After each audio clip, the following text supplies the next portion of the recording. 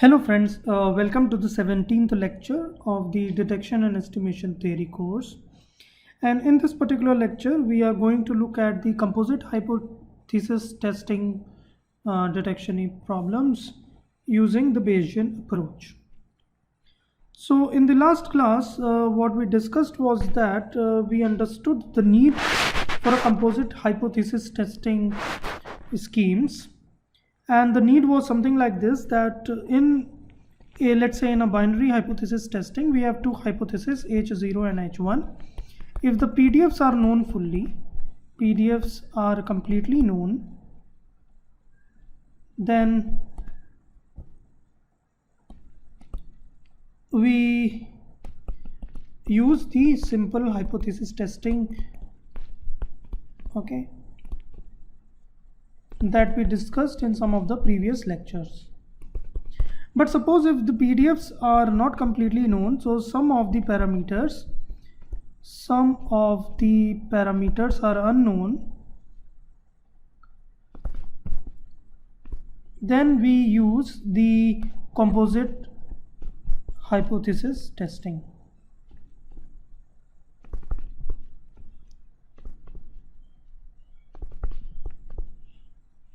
And we also discussed one example.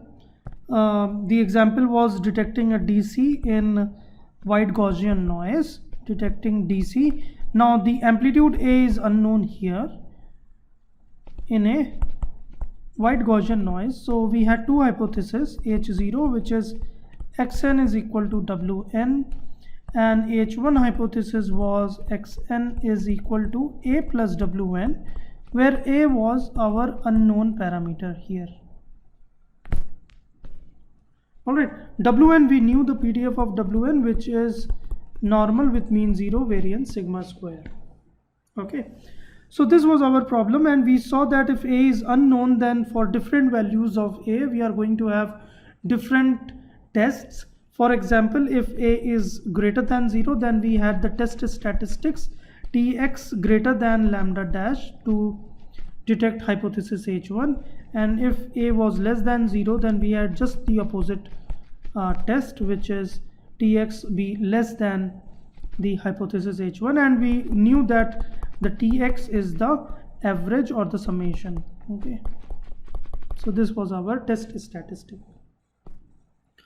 Then so this was using the simple hypothesis testing when we knew some of the values of A. Now in general this is not known, so we may not know whether the A is less than 0 or greater than 0. So then what we use is the composite hypothesis testing, and it has two approaches. The first approach is called as the Bayesian approach. The second one is called as the generalized likelihood ratio test.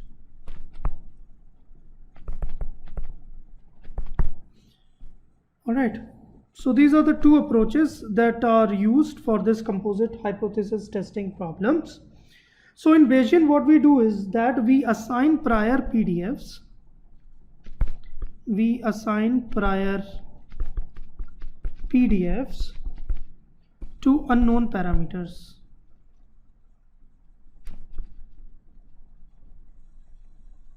All right. So this we're going to see what do I mean by this. In this, what we do is we estimate the unknown parameter. Okay, maybe using the maximum likelihood estimator MLE, and then use the likelihood ratio test. Okay, so we are going to discuss these two tests, these two approaches for composite hypothesis testing. Please note that this generalized likelihood ratio test, or GLRT, is commonly used. Reason being that in Bayesian approaches, you need the prior PDF of the unknown parameters, which in one case may not be known to us, and the second thing is that it requires a lot of integrations, which makes the make solving the problem more difficult. Okay, so we are going to look at the Bayesian approach in this particular lecture. So let's talk about the Bayesian approach.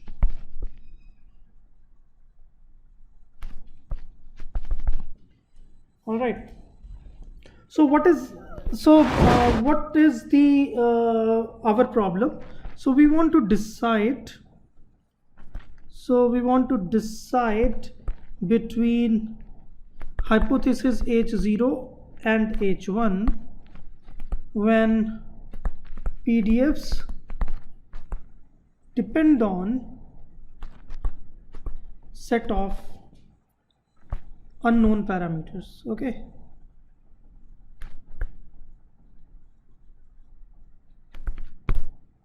So these unknown parameters could be different for different hypotheses,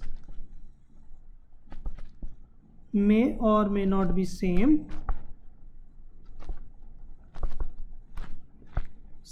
under each hypothesis. Okay, so it means that under, let's say under hypothesis H0, the unknown parameters are different. So unknown parameters are different. So I am denoting it by a vector of theta naught. So this is a vector which denotes the set of parameters that are unknown under hypothesis H0, and under hypothesis H1 the set of unknown parameters I am denoting it by theta 1. Alright. Now what the Bayesian approach does is, so Bayesian approach gives prior to these unknown parameters. Okay, so let me write it here. Bayesian approach assigns prior PDFs to theta 0 and theta 1. Okay, so this is what the Bayesian approach does. So in this particular case, how do I get the likelihood probability?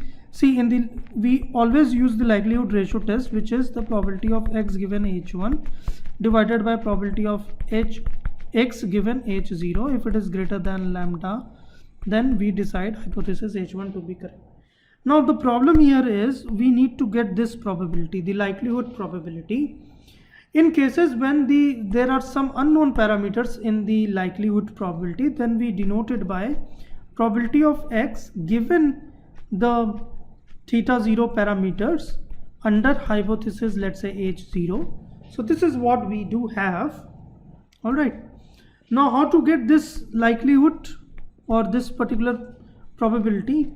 So probability of x given h0 is equal to, you can integrate it, multiply it with respect to probability of theta 0 d theta 0, and then you integrate it, so you get the unconditional likelihood probability. Okay, so this is the unconditional likelihood. This is known as the conditional likelihood. Similarly, you can also get for the other case also. So the probability of x given h1 is equal to the integral probability of x given theta 1 under hypothesis h1 times the probability of theta 1, this is the prior probability, and multiplied by and d theta 1. All right, so this is my prior, this is my conditional likelihood, and this is my unconditional likelihood. All right, so this is how you get the unconditional likelihoods, and then you applied it to our likelihood ratio test, which is, I can write it as integral of the x given theta 1 under hypothesis h1 times probability of theta 1 d theta 1 divided by integral probability of x given theta 0 given hypothesis h0 times probability of theta 0 d theta 0, and if it is greater than lambda, then I decide hypothesis h1 to be correct.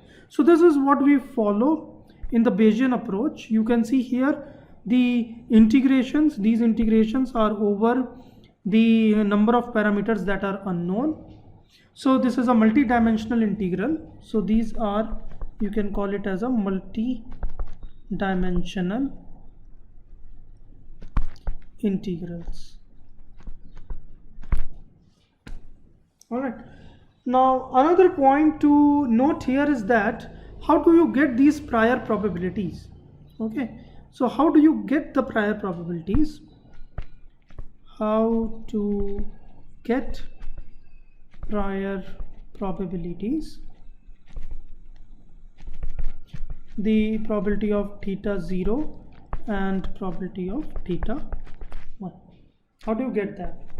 The first answer to it is it may be given. So it may be given. The other thing is you may assume something. Okay, so you assume something, and when you try to assume things, you try to have a non-informative prior. So this is called as a non-informative prior. What do we mean by this is that it is a probability distribution which is almost flat for the domain of theta 0. Okay, so it is almost flat, so it is as flat as possible. The PDF is flat. So for example, suppose you want to you have an unknown parameter which is, let's say, a, and let's say which is a greater than 0. So what you would, or a, rather keep it a, or let's take another thing. Let's say I have a unknown parameter which is phi, which takes on a value from 0 to 2 pi. Okay, which takes on, it's an angle, let's say the phase, maybe the phase difference or the phase change in a particular receiving wave. So it takes on values only from 0 to 2 pi. So you can take a uniform PDF from 0 to 2 pi. Okay, so this is actually a flat, so the PDF looks something like this. So this is 0, this is 2 pi, this will be 1 over 2 pi, and this is the probability of phi, this is phi. But suppose if you are taking some a which lies between minus infinity to infinity, so a good way to do is take a Gaussian distribution with mean 0, variance sigma a square, and then you say sigma a square tending to infinity. When you put the sigma a square tending to infinity, it is almost flat over the entire domain of A. Alright, so then it becomes a flat PDF. So if the priors are given, then it is well and good, you use that. If you are not given, then use something called as a non-informative prior, which is kind of a flat PDF. Alright, so this is all about the Bayesian approach. Let's take one example and see how do we apply the Bayesian approach to some detection problems. So I'm going to take the same example that we discussed earlier and see how do we apply the Bayesian in that perspective. So I'm going to detect unknown DC in white Gaussian noise. So this is our problem. So under hypothesis H0, my xn is just equal to Wn, where Wn is again white Gaussian noise with mean 0, variance sigma square, it is known. Okay, so sigma square I'm saying to be known. H1, under H1 hypothesis, xn is equal to a plus Wn. A is my unknown, so a here is unknown, and I say it can take any value between 0 minus infinity to infinity. So it can take any value from minus infinity to infinity.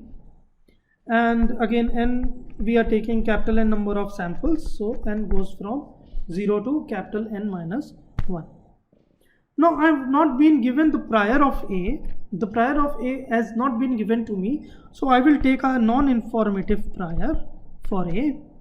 Okay, before moving to that, let me also write what are the parameters that are unknown under different hypotheses. So under hypothesis 0, what are the unknown parameters? So the PDF here is, so we have Wn's, so the PDF is again 0 comma sigma square, and unknown parameters are none in this case because everything is known to us. Under hypothesis H1, the distribution is a normal with mean A now and variance is sigma square, and unknown parameter is A here.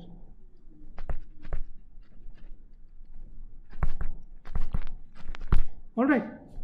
So for this A parameter, I need the prior. So I will take a non-informative prior. I will take a non-informative prior. I am not provided with the prior, so I will take a non-informative prior. And in this case, when A is ranging from -infinity to infinity, I am taking the non-informative prior P of A to be a normal distribution with mean 0 variance sigma A square, and then I am going to put sigma A square tending to infinity. So this is going to be to give me a flat PDF for A.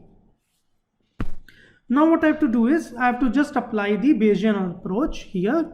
So I am going to apply the log likelihood, the likelihood ratio test, which is integral of probability of x given. Now here A is the parameter that I am conditioning on, given hypothesis H1 times the probability of A dA. A now goes from -infinity to infinity, divided by, in the denominator we know there are no unknown components here, so I can directly write probability of x given H0. Now let me solve these. So first I am going to write, so this, if it is greater than lambda, I decide H1 to be correct. So the probability of x given H0, this is very simple. I am just directly writing it. This is exponential of minus summation xi square over 2 sigma square. I goes from 0 to capital N minus 1. Okay. So this is the likelihood under hypothesis H0. Under hypothesis H1, I have the integral from -infinity to infinity, probability of x given A H1 times probability of A dA. Let me write these two values here. This is again -infinity to infinity. Now this is the probability of x given A. So this is again the same thing, 1 over 2 pi sigma square power n by 2 exponential of -1 over 2 sigma square summation xi minus A whole square. I goes from 0 to capital N minus 1. This quantity here, and the prior, let me multiply it with the prior here. Prior is 1 over 2 pi sigma A square under root exponential of -1 over 2 sigma A square summation. No, there will be no summation, so it will be A minus mean is 0, so A square dA. Alright, so this is going to be the PDF for my likelihood under hypothesis H1. So let's solve this. Let me simplify this. So this and this part will come outside the integral because it is independent of A. So let me write it here.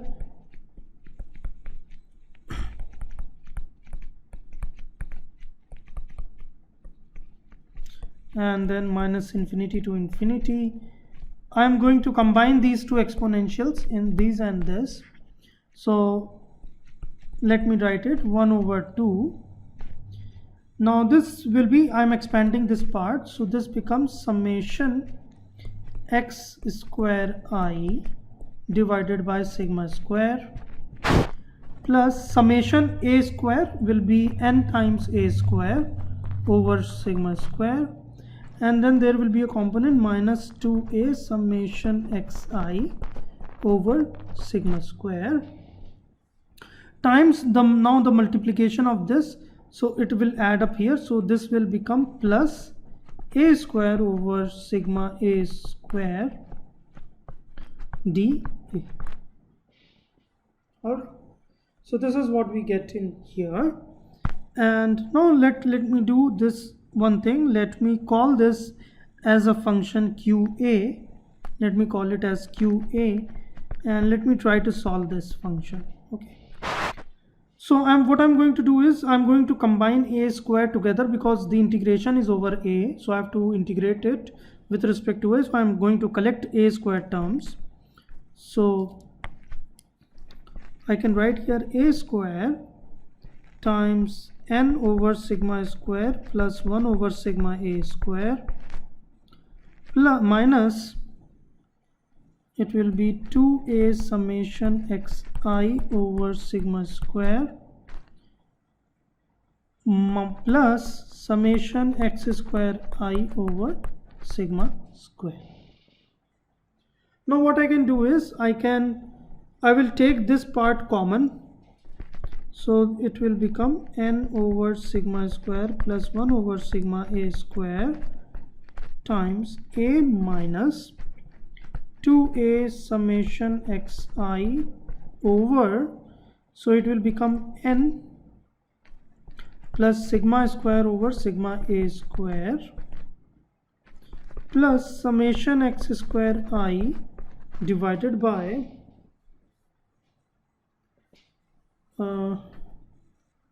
n plus sigma square over sigma a square. I hope this is clear to everyone. Now what I'm going to do is so this is a square, sorry. I'm going to complete this square now here in this case. So this becomes 1 over sigma square plus 1 over sigma a square times a square minus 2a summation xi over n plus sigma square over sigma a square, and I'm going to take the same thing here, add and subtract squares, okay, over n plus sigma square over sigma a square square, and then I am going to subtract this again, n plus sigma square over sigma a square square plus summation x square I over n plus sigma square over sigma a square. Alright, and this we know it becomes now a complete square. So let me write it down here. So this is equal to n over sigma square plus 1 over sigma a square times a minus summation xi over n plus sigma square over sigma a square whole square plus, I'm writing this first, so x square I over n plus sigma square over sigma a square, and then minus summation xi over n plus sigma square over sigma a square whole square. So this is what we get as QA. Let me call this as mu of x given a, and let me call this quantity as 1 over the variance square of x given a. Okay, so let me call these two quantities here.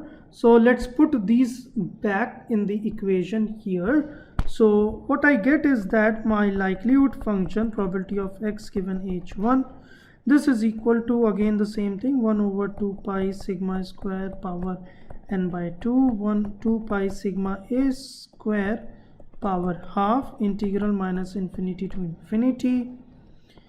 So the first component I'm writing is e exponential of minus 1 over 2 sigma square x given a times a minus mu of x given a whole square, and then I'm taking the other things outside, so times the exponential of this will be minus 1 over 2 sigma square x given a times the summation of x square I divided by n plus sigma square over sigma a square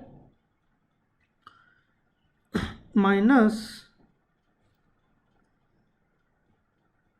so let me separate it out, these two quantities also let me separate it, times the exponential of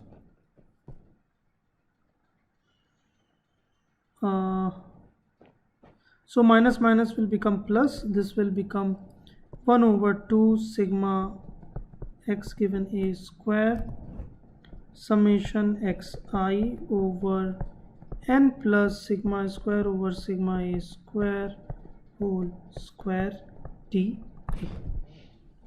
So this is what we are going to get in here. And we can see in here that these two quantities are independent of A and can be taken outside. And this particular entity, you can see this is a integration from minus infinity to infinity over dA times A. And if we multiply and divide by the variance, 1 over 2 pi variance of this variance of sigma x given A square, then the integral becomes 1. Okay, so I'm going to directly write it. You please convince yourself that it is indeed correct.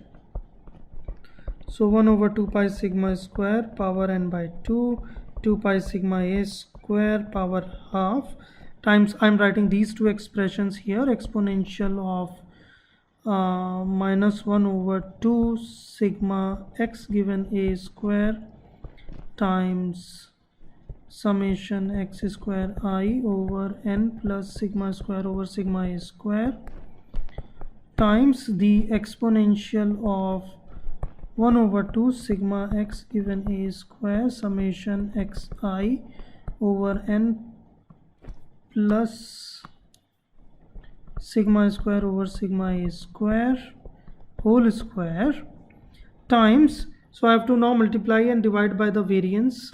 So this will become multiplied by 2 pi. So I'm going to write it here.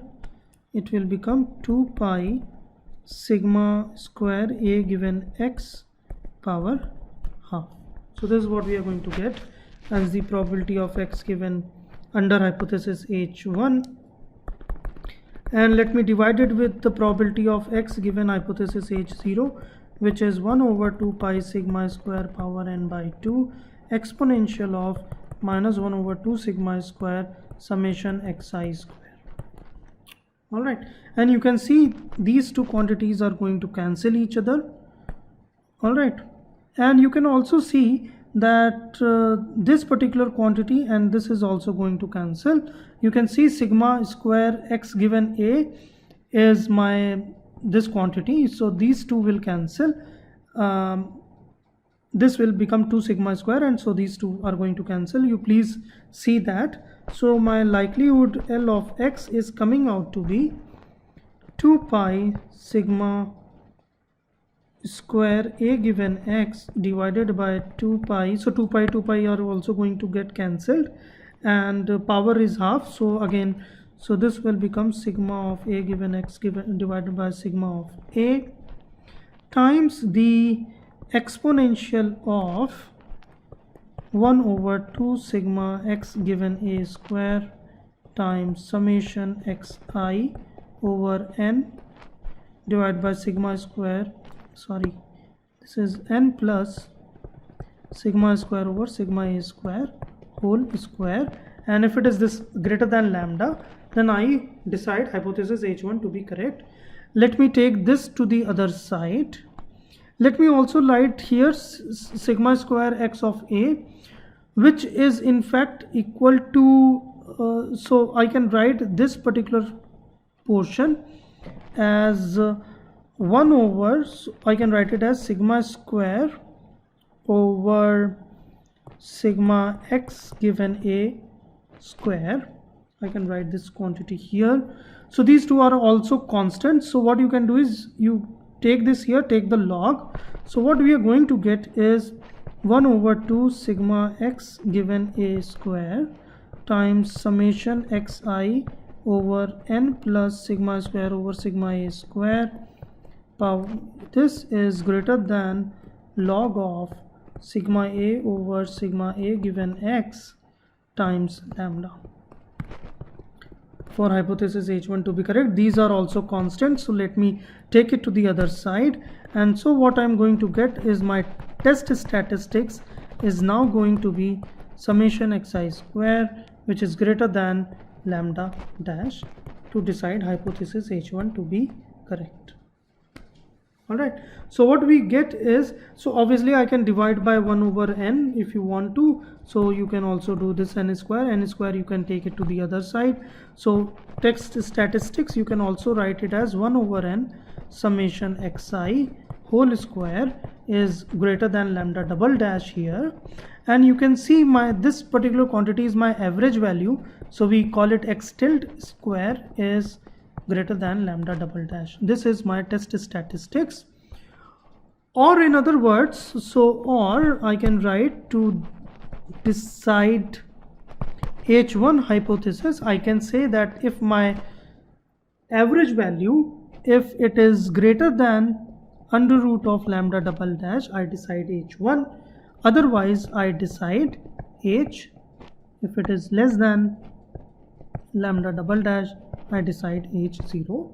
And in the graph form, I can draw it as something like this.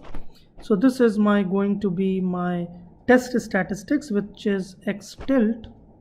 All right, so this is the average value. I'm writing it here, summation xi's.